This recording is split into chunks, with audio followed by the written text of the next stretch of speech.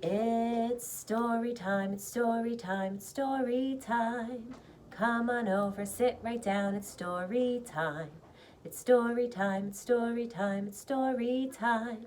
Come on over, sit right down, it's story time. 1, 2, 3, freeze. Look, listen. Today's story is a different version of the Three Little Pigs. It's called The Three Little Pigs, an Architectural Tale. And architectural is a fancy word that means building and designing. It's by Stephen Guarnaccia. And on the back, it doesn't have any words. It just has a picture of the Three Little Pigs. Let's check the inside cover and see what it says about Stephen Guarnaccia. It doesn't have his picture.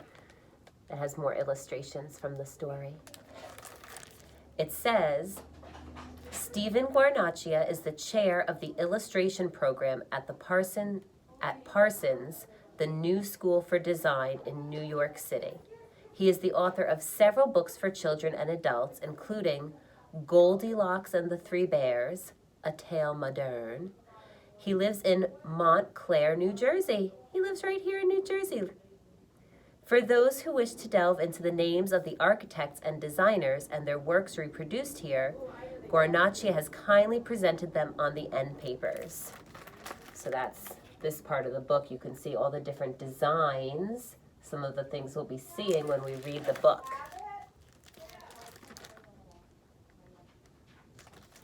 Neat.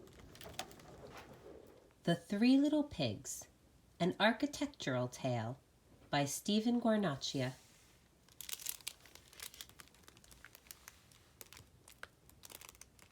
We can see here in the front of the book, they have lots of examples of different types of design.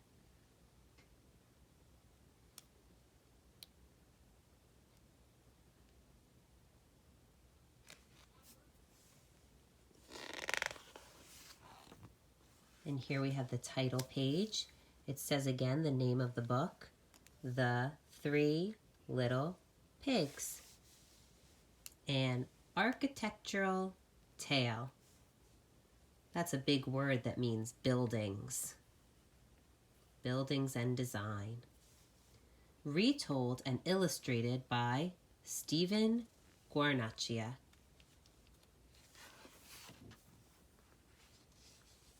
Once upon a time, there were three little pigs who lived in a big house in the forest. One day, the three pigs said goodbye to their mother and went off to make their way in the world.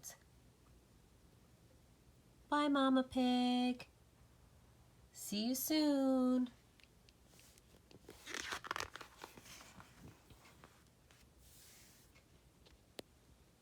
The first little pig decided to build his house of scraps.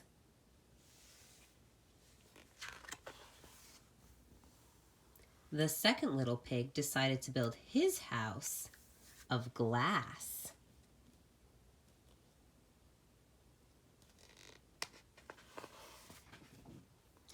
But the third little pig decided to build his house of stone and concrete.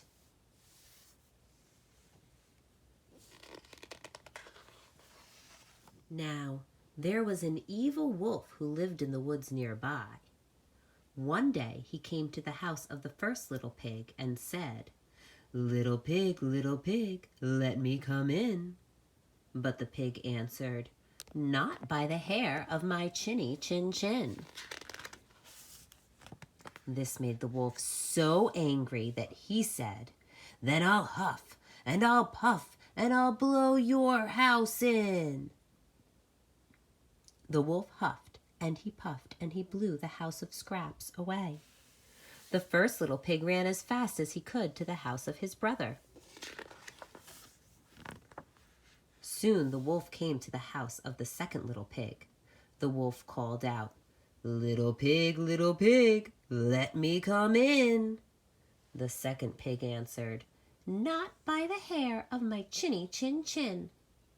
The wolf gnashed his teeth and said, "Then I'll huff and I'll puff and I'll blow your house in." And the wolf huffed, and he puffed, and he blew the house of glass to smithereens. So the two little pigs ran as fast as their legs would take them to the house of their brother. Finally, the wolf arrived at the house of the third little pig. The wolf growled at the door. Little pig, let me come in." But the third little pig replied, "Not by the hair of my chinny chin chin." This enraged the wolf, who roared, "I'll huff and I'll puff and I'll blow your house in."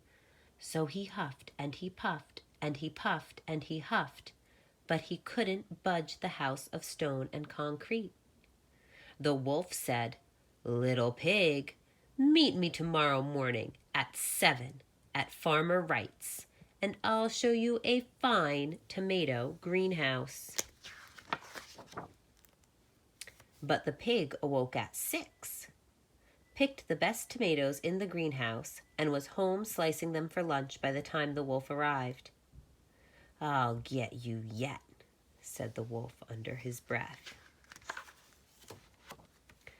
The wolf returned to the third pig's house and said, "Little pig, meet me tomorrow morning at 6 at Farmer Johnson's, and I'll show you an orchard full of tasty apples."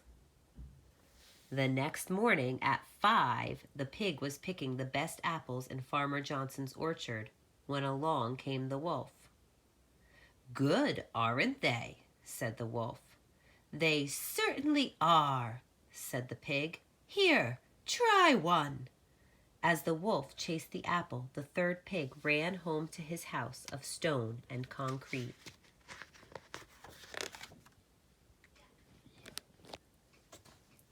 That evening, the wolf went back to the third little pig's house and said, "I'll meet you at Frank's flea market tomorrow morning, 5. So the pig arrived at 4. He was admiring a fine rug when he saw the wolf approaching. He hid himself in the rug and rolled down the hill toward the wolf. The wolf sped away, with the rug following after him. The third pig returned home, where he and his brothers prepared a roaring fire in the fireplace and settled in for the evening.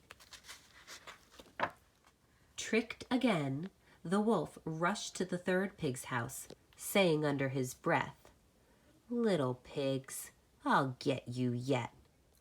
The wolf climbed onto the roof and shouted down into the chimney, "I'm coming in to get you!" But the wolf tumbled into the roaring fire, scorching his tail. The wolf ran from the house, smoke streaming after him, and was never seen in the forest again. The 3 little pigs ate a supper of tomato soup and apple pie, and they lived happily ever after. The end.